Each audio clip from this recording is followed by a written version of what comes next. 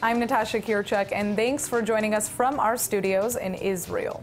Coming up in today's newscast, the Palestinian President decides to halt all security cooperation with Israel. It looks like Israel is set to remove its metal detectors from the Temple Mount. And get ready, because it's official. Israeli actress Gal Gadot is about to return to screen as Wonder Woman for the third time.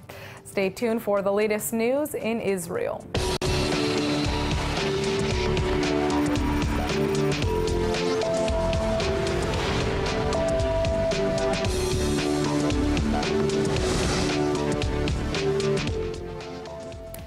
In an unusual decision, the Palestinian President Mahmoud Abbas has suspended security cooperation with Israel in light of escalations on the Temple Mount. And surprisingly, the Israeli defense minister doesn't seem to have an issue with the move. It's an unprecedented action from the Palestinian leader, who has had testy relations with Israel over the years, but until now has never canceled security coordination meetings, even at the height of the 2015 stabbing Intifada. On Friday, Abbas announced the freeze following the Israeli decision to implement metal detectors at the Temple Mount without the consultation of the Jordanian Waqf, which maintains religious jurisdiction at the holy site. فإنني وباسم القيادة الفلسطينية أعلن أولاً تجميد الاتصالات مع دولة الاحتلال وعلى المستويات كافة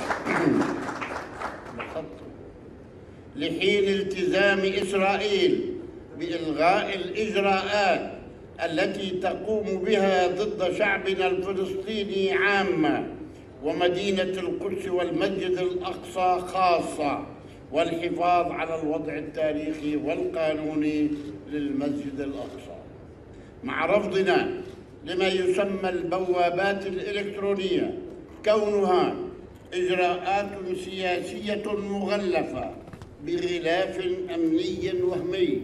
Israeli Defense Minister Avigdor Lieberman doesn't think the freeze is a problem, though. He's saying Israel has managed for many years without security cooperation from the Palestinian Authority, and that it benefits the Palestinian people more than it benefits Israel. On July 14th, 3 Arab Israeli men launched a terror attack on the Temple Mount using guns that an accomplice had stored in the Al-Aqsa Mosque. 2 Israeli police officers were killed in the incident. It seems like Abbas's uncompromising stance might be paying off. Israel is reportedly planning to replace the controversial metal detectors at the Temple Mount with fenced-off channels to funnel Muslim worshippers into the holy site. Under the status quo, Jews are forbidden from praying on the Temple Mount, even though it's the holiest site in Judaism. There's been a lot of pushback over the new security measures Israel implemented in response to a shooting attack on the Temple Mount. And it looks like the Israeli government is now going to remove the metal detectors it constructed at the Muslim entrances to the holy site. The security barriers have been a point of controversy, especially since Palestinian President Mahmoud Abbas is accusing Israel of using the so-called fake security measures to take over the Al-Aqsa Mosque. The Islamic Waqf is now ordering Muslims to avoid them en route to the Temple Mount. But it looks like after days of Palestinian rioting, Israel is reportedly planning to remove the metal detectors and replace them with narrow fenced-off entrances. Along with that, the Israeli police have installed a set of high-tech security cameras around the Temple Mount to monitor suspicious activity. Israel may also ban worshippers from bringing bags to the Temple Mount. Non-Muslims who enter the holy site through the Mughrabi Gate will still have to pass through metal detectors, however. Israeli Minister of Construction Yoav Gallant is saying that the introduction of the metal detectors was a mistake, and he believes there are other ways to ensure security at the holy site. But the Islamic Waqf says that it won't accept any new measures at the Temple Mount, even if the metal detectors are removed. So it's unclear if this Israeli concession will end the unrest. Here with me now in the studio is Dr. Neil Baums, a research fellow at the Moshe Dayan Center at Tel Aviv University, and he's here to help us expand on what's going on regarding the new security measures installed at the Temple Mount. Thank you so much for joining us. Good to be here. All right, so let's begin with, the biggest news of the day, we could say. The Palestinian president has suspended security cooperation meetings with Israel, and experts are split on how Israeli operations are actually going to be impacted. What do you think the impact is going to be? Well, it depends how long this suspension or cease of cooperation will last. Obviously, the security collaboration has been one of the pillars of the relationship between the Israeli security authorities and the Palestinians. And this is one of those things that had lasted for even through the most significant crisis, probably because of Palestinian interest as well. The security collaboration means that the Palestinians are able to have better ability to stop those who are in opposition to them, including from Hamas and other elements. So this was very much part of their interest. The issue now is that we have a scenario, a developing scenario that began with an incident, a very radical incident on the Temple Mount, but now emerges into a crisis throughout the whole Arab and the Muslim world.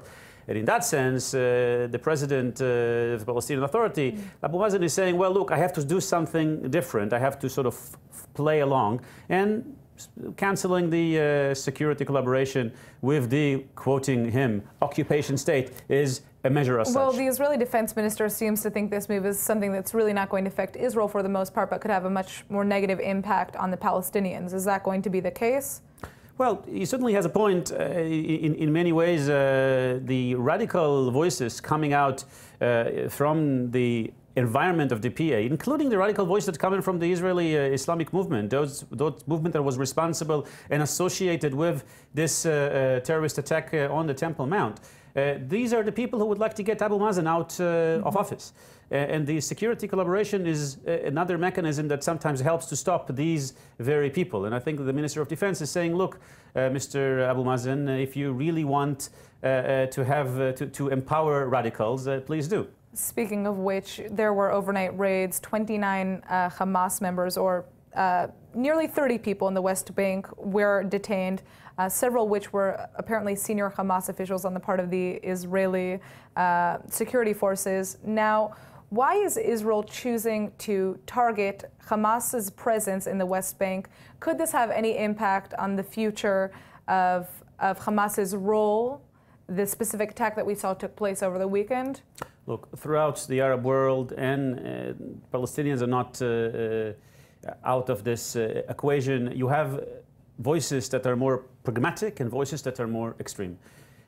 In this particular case, the Muslim Brothers and the Islamic movement, the Northern Branch, was connected to the Muslim Brothers, and Hamas are part of the same family, the same ideology, and these are the people who would like to say that the Temple Mount is in danger and would like to bring about the radical Islamist voice. Abu Mazen does not subscribe to that camp, and in many ways this is the camp that really threatens Abu Mazen. Let's turn to what is taking place on the Temple Mount itself. These metal detectors, which have caused outrage. Now we're seeing the Israeli government say that they're going to put fences in instead of these metal detectors. What good does a fence do? Is this an effective form of security? What is your take on that? Look, this discussion has two dimensions. One is a mechanical, technical, and another one is a very broad political dimension that is now obviously went far beyond the issues surrounding the Temple Mount itself. The security authorities, and I would default to them to say how best to secure a certain location. A metal detector obviously is a good solution in terms of understanding what can come in and what come out, but there may be other solutions, and there may be even an advantage of reaching some degree of compromise in order to create a certain degree of ease and calmness in a very volatile location at the moment. And in many ways, if you speak to the police, if you speak to the security authorities, their mandate is to make sure that the area remains calm.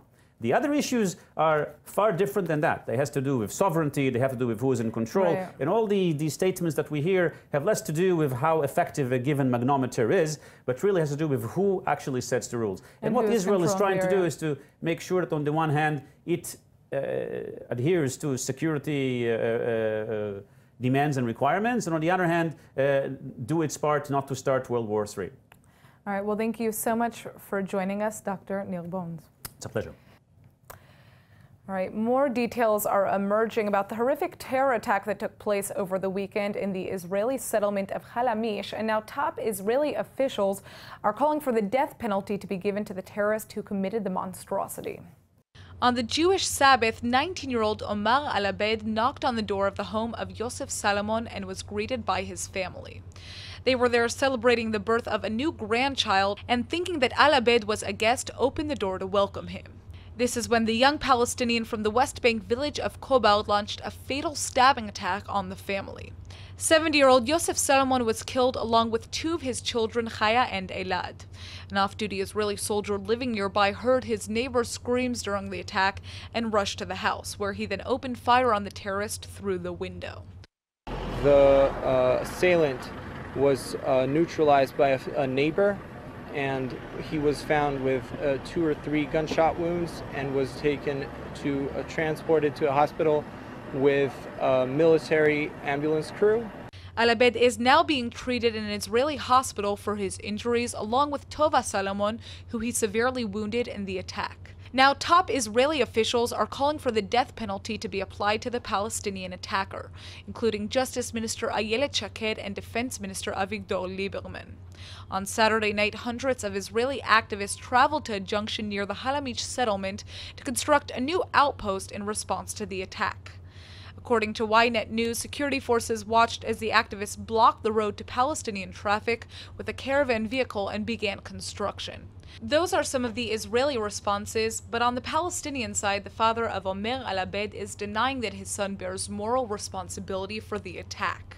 أنا رأيي باللي صار بعرفش طبعا عنه شيء، يعني أنا برفض أي عملية لأنه أولادنا صغار، يعني مش هالأولاد اللي بس هو أنا بحمل طبعا المسؤولية مش لابني للاحتلال.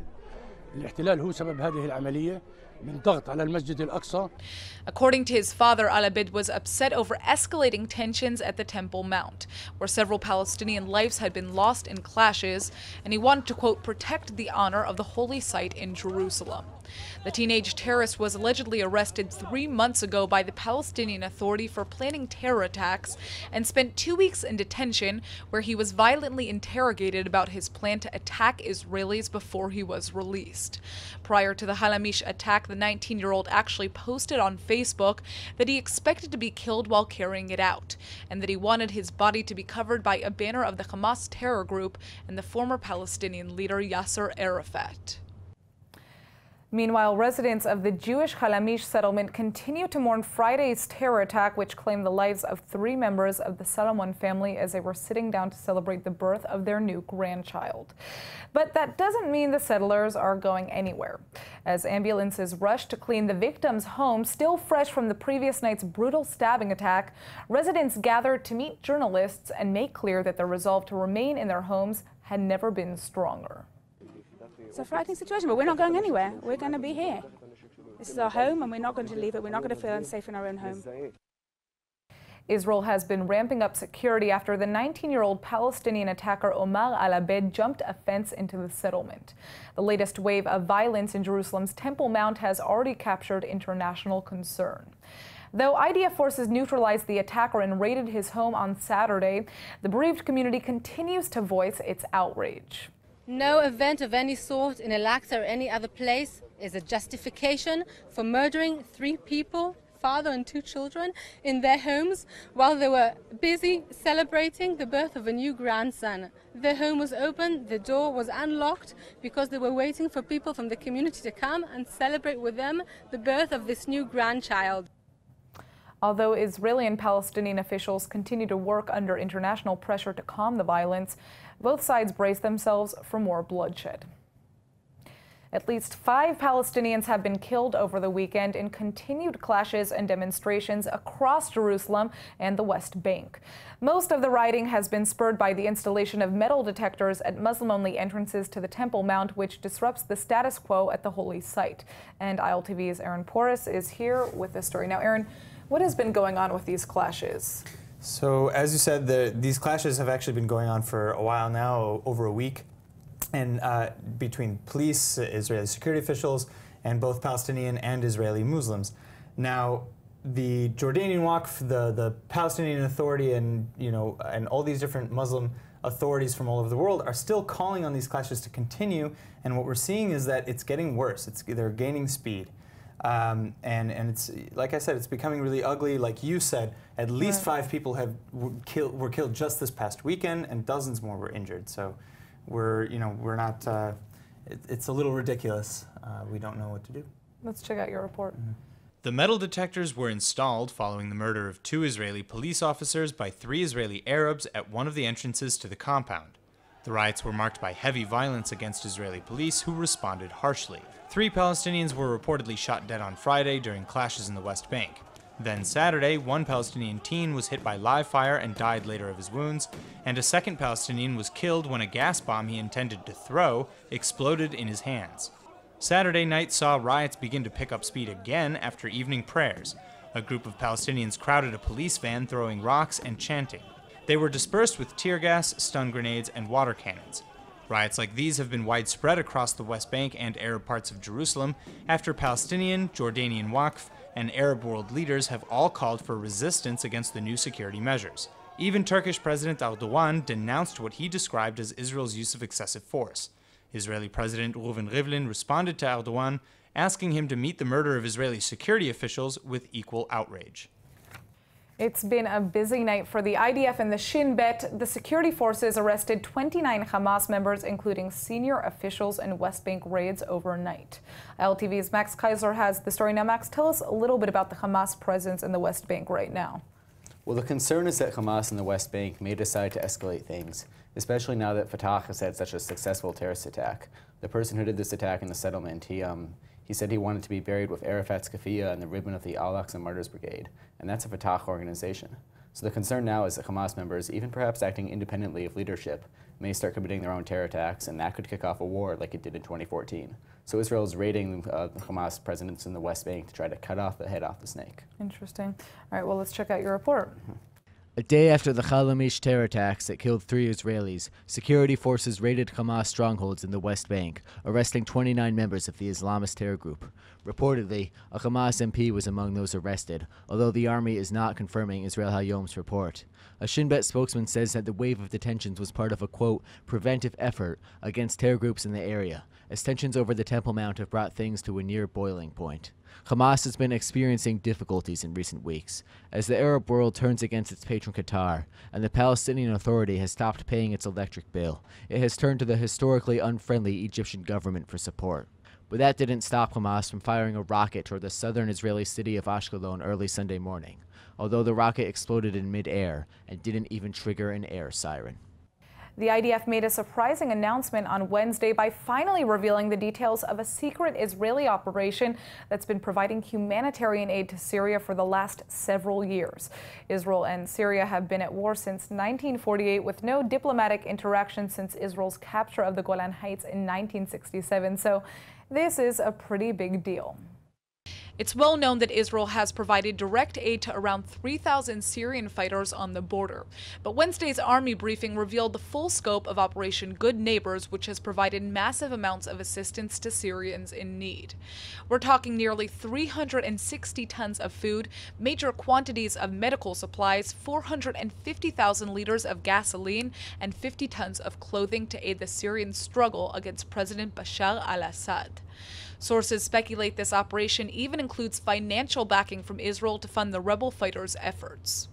IDF personnel have announced that Israel has provided aid to nearly 200,000 Syrian civilians, including crucial medical treatment for Syrian children and families, and has even arranged for the transfer of critical cases for private treatment in Israeli hospitals.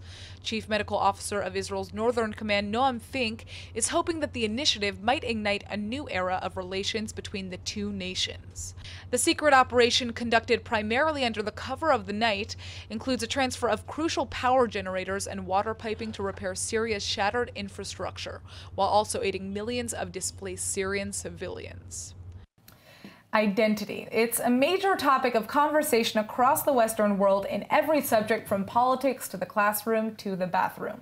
And it's making us question ourselves, our definitions of sexuality and gender, our moral judgments, the list goes on. Well, my next guests in the studio are artist Omri Koresh and artist and curator Oli Devir, and they're here to tell us all about their latest exhibition that attempts to tackle this very subject. All right, I was already getting tongue twisted on this one. All right, I'm very excited to hear about this new show that you guys have. It's called Freaks Like Me. Yeah. And I'm a little bit of a freak myself. So what does this mean? Tell us all about it. The concept for Freaks Like Me is basically to take all the characters that are in my head that are a bit different and something that you don't actually see in real life, like in images from online, and to take those extreme characters and bring them to the front and talk about their sexuality, talk about how they are perceived in, social media and how people react to them. This video specifically is, you can see my process. I photograph the models, and then on top of the image, I actually paint my idea. Beautiful. And I've got to say, as an art, I'm an owner of a gallery, yes, it's very important to talk about this topic. They talked about gender, man, female, what does it mean to be a woman, what does it mean to be a man.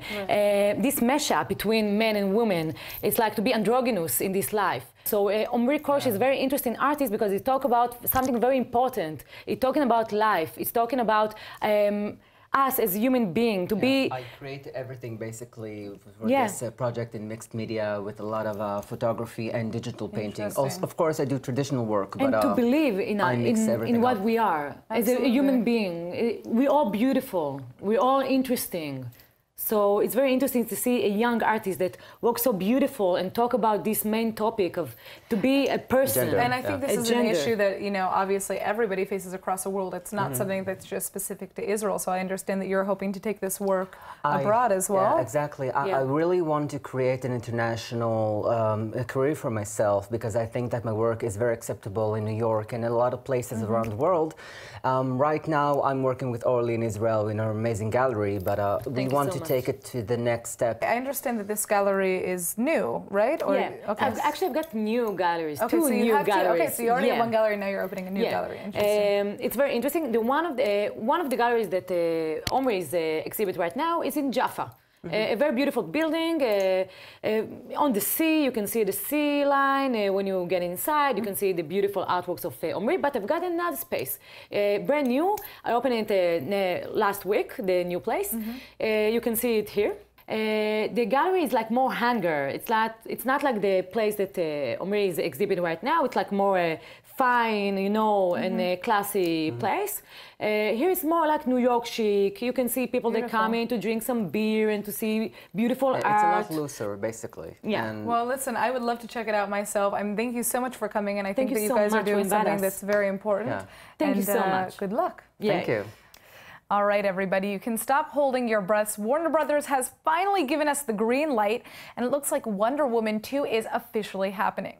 We all know what that means. Here in Israel, we get to watch Israeli superstar Gal Gadot hit the big screen again.